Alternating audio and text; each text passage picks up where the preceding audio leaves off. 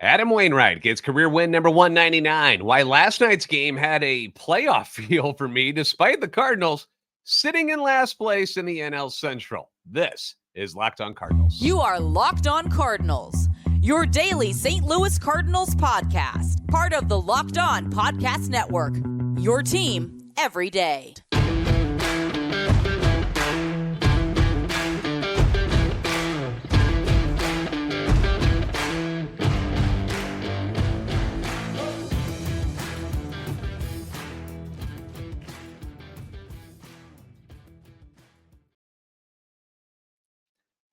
Hey there, Cardinals fans. I'm JD Hafford, and I'm a national radio sports anchor, born and raised in the Lou, and a lifetime Cardinals fan. And I'm your host for Locked On Cardinals, part of the Locked On Podcast Network, your team every day. Find me on Twitter at JD Sports Radio and the podcast at LO_Cardinals. We want to thank those of you who make Locked On Cardinals your first listen every day. We're free and available wherever you get your podcasts, and you can find us on YouTube. If you go to YouTube, that way you can see my sweet old man winning shirt that we're rocking today, thanks to Adam Wainwright and the boys last night against Baltimore. So you get the visual, which is kind of nice. So like, subscribe, comment. That way you can interact with us. Hit the notification button so you know when new episodes are posted. This is a show serving Cardinal Nation and giving the best fans in baseball all of the info about the birds on the bat. So it's been a long time, and I mean a long time, since we saw Adam Wainwright win a baseball game. June 17th, he defeats the New York Mets. After throwing 6 1/3 innings, he allows 3 runs, 7 hits, 2 of those dingers. He walks 2, strikes out just 3, but beats Kodai Senga and the Mets 5-3. Pretty good stuff. And you go to the box score back on that date, and you see guys like Brendan Donovan. Like, how much do we miss Brendan Donovan right now? Like, so good. Oscar Mercado, don't really miss him all that much. Paul DeYoung, not missing him all that much in our lineup. Jordan Hicks got the save. He's been really, really good since getting traded away. But the Cardinals, they were 28-43 at the time. So it's not like they were on the verge of even being close to being a good team this year. But Adam Wainwright got the win and improved to 3-1 on the season at that point. And in that moment, it really was all about, okay, when's he going to get to 200? Because clearly we're in June. He's only got 2 more to get. No way he's not going to get 200 this year, right? The question was, when is it going to happen? When do we get tickets so we can see him make this historic run and get the final victory that he needs? Little did we know that it would be 3 months later before he would win another baseball game. Crazy, right? You know, sure, there were some games sprinkled in there that Adam pitched well enough and probably deserved a victory. I know the July game against the Diamondbacks, definitely one of them where the bullpen just couldn't hang on to it. What was it, August? 1 run over 6 against the Padres at the end of August. He looked good then. But more times than not, Waino's starts were, I hate to say it, but they weren't even competitive. Like, he got knocked around and hit hard in all of these starts for the most part. On top of that, you had the IL stint that happened in July. So heading into last night, 3-11 on the season. Teams just 1-10 in the games that he started since that win against the Mets. The demise of Waino, it's just been rough. It's been rough on everyone involved. For him, his family, the team, the organization, the fans. Like, nobody wanted to see this. Nobody wants to see one of your heroes struggle at the end of it all. But because of all of this, because you don't know what's going to happen when he takes the mound, it's like must-see TV. It really is. It has brought some excitement in the month of September to a St. Louis Cardinals baseball team that doesn't have a lot of exciting things going on. Sure, watching the younger guys like Thompson and Rom pitch, kind of cool because you're curious about the future of this team. Dakota Hudson, watching Dakota Hudson pitch, and for the most part, and last outing not so good, but for the most part, he's been really, really good, right? And you're excited about what the future might hold for somebody like Dakota Hudson for next year. Honestly, I hate watching Miles Mikolas games. I despise it. There's nothing against him, but there's just nothing there. Like, there's no added excitement to any of the games that he pitches. Like, he's going to give up a bunch of hits.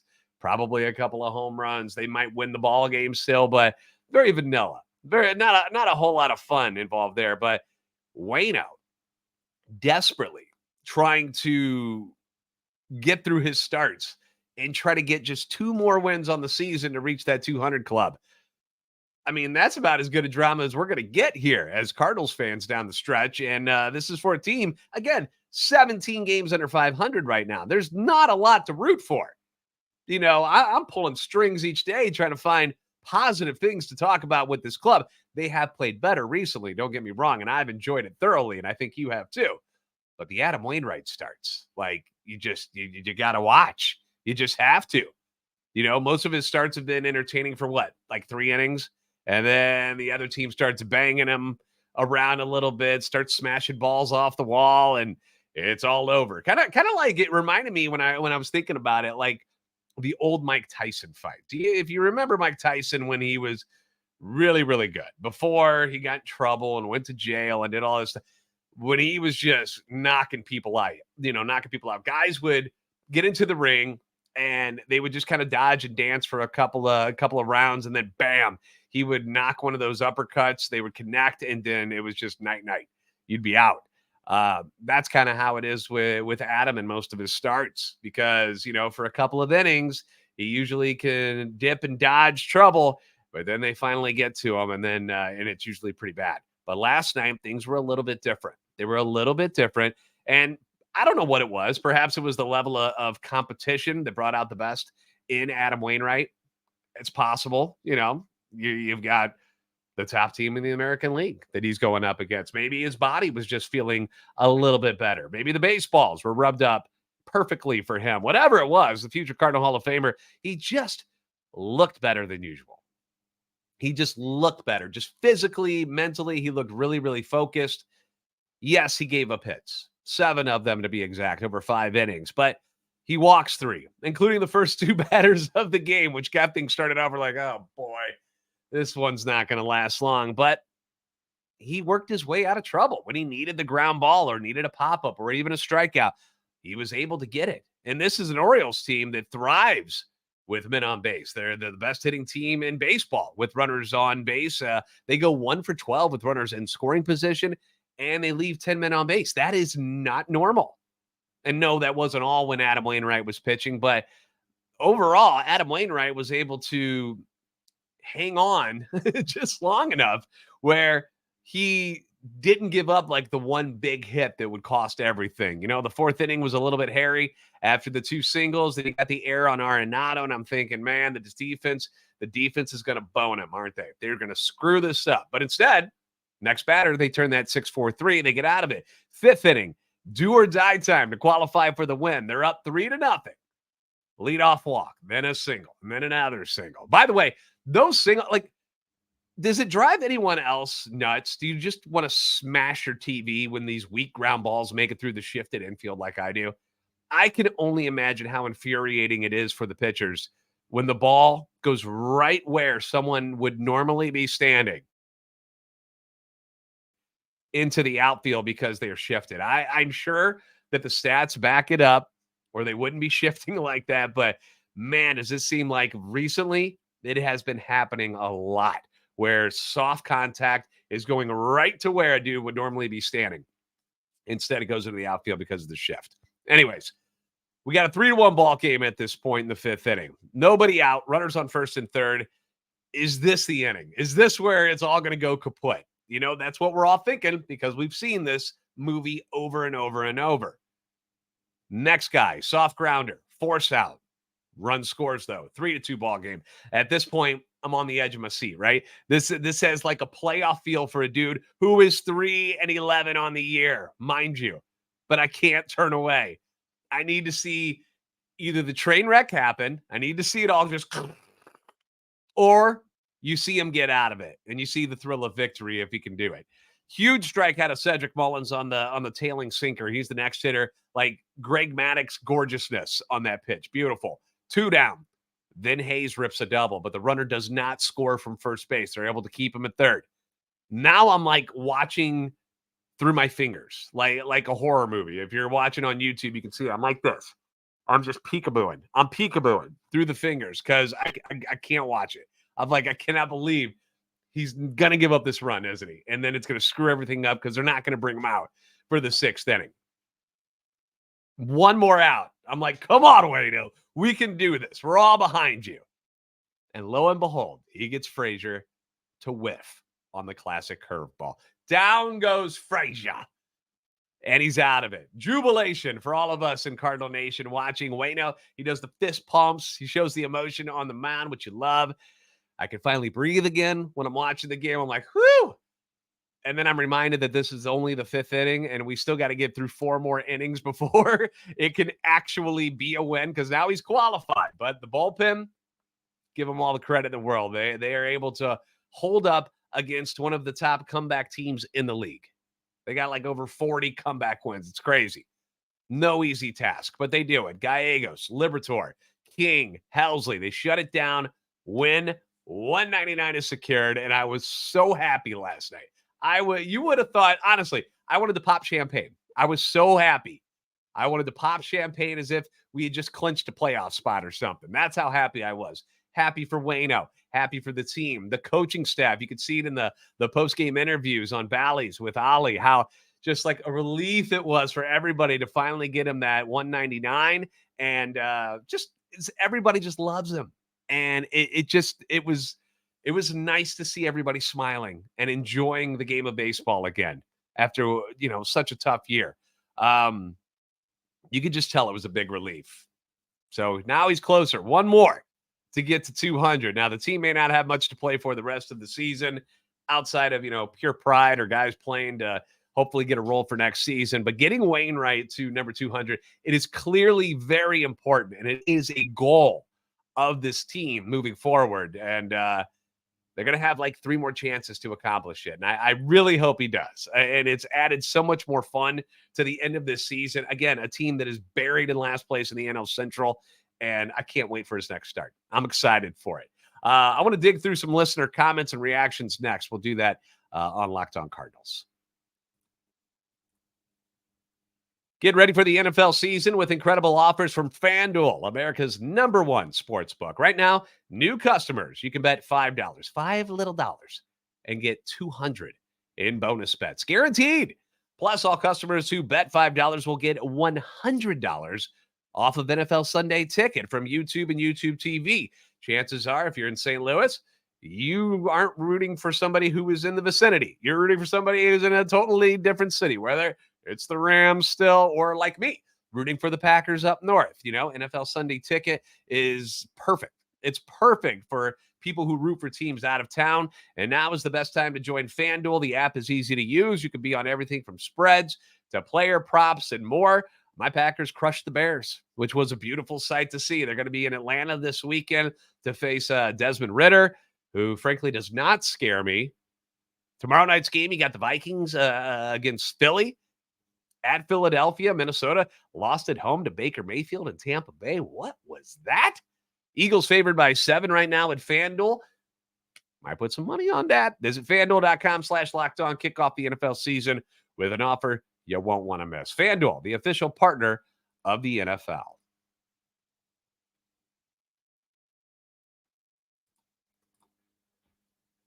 Cardinals are in Baltimore again tonight to wrap up the series. A chance to take the series over the Baltimore Orioles. You can catch every pitch of the Cardinals hometown broadcast with SiriusXM on the SXM app. Just search Cardinals. Again, thank you for making Locked On Cardinals your first listen every day.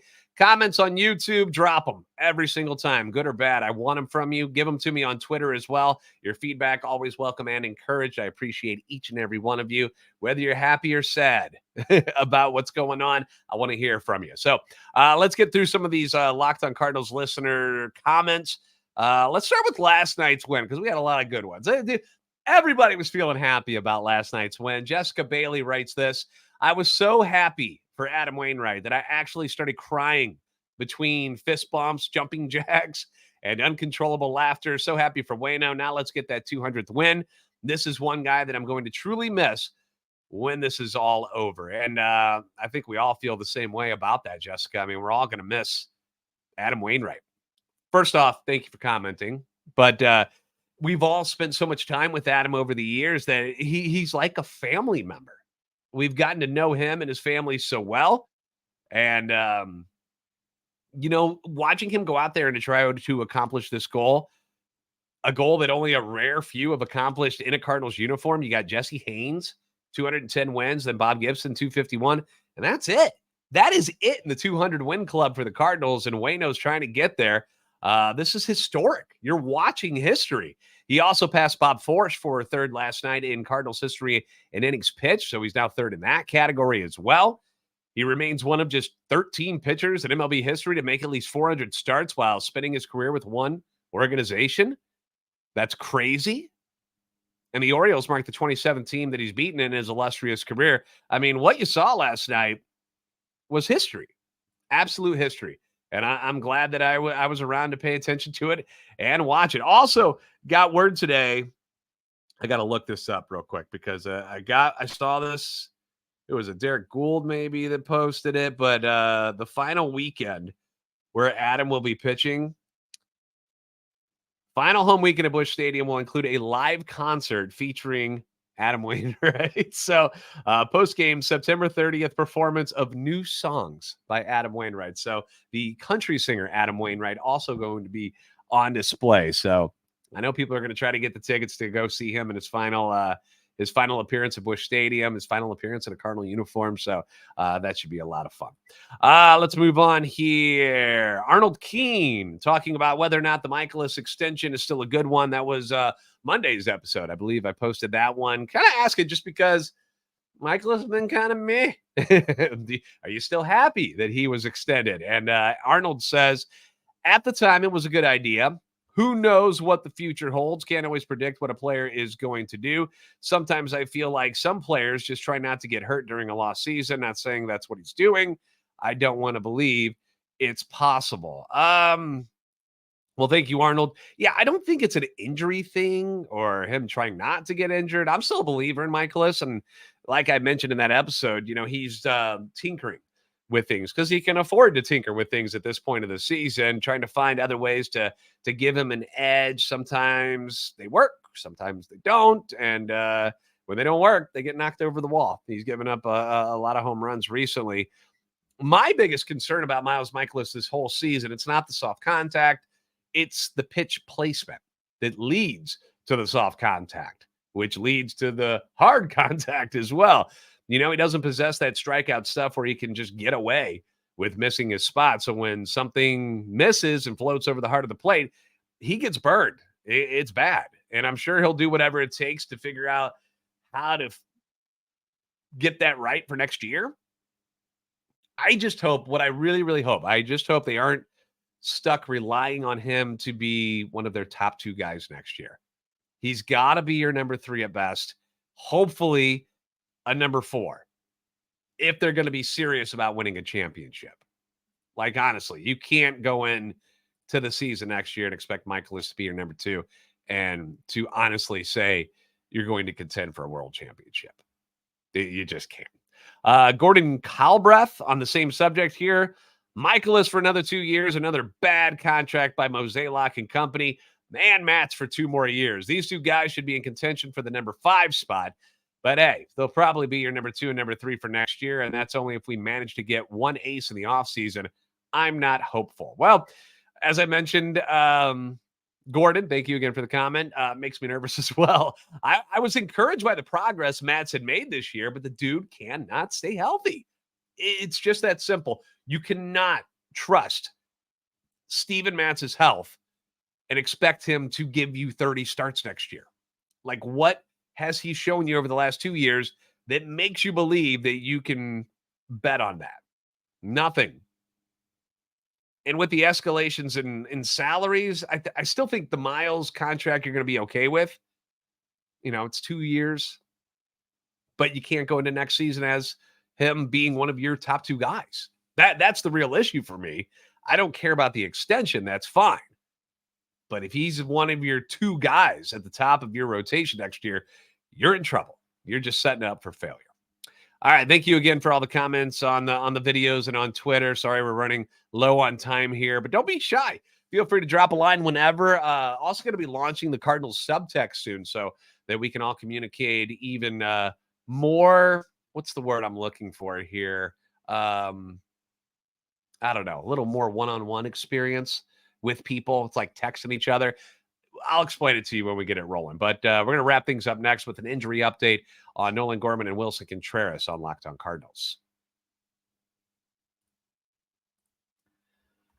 Modern medical care and treatment are important, but our global supply chains are fragile. Things like pandemics, natural disasters, and foreign travel may cut you off from the treatment that you need. Jase Medical is your solution. Just fill out their online form, and one of Jase Medical's board-certified physicians will review it to determine whether medications are safe and appropriate. Then Jase will then send your prescriptions to one of their partner pharmacies, where your order will be filled and mailed directly to your home. You can also send your physician a message for answers to treatment-related questions, and you can do that at any time. They're always available. Everyone should be empowered to care for themselves and their loved ones during the unexpected times, the times that you're not planning for.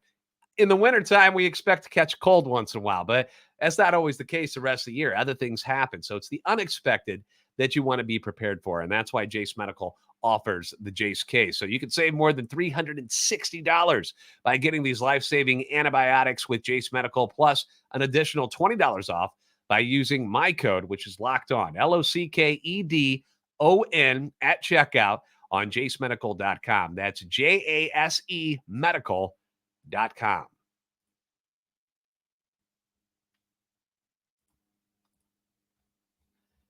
Cardinals back at Camden Yards tonight to face the Orioles. You can catch every pitch of the Cardinals' hometown broadcast with SiriusXM on the SXM app. Just search Cardinals.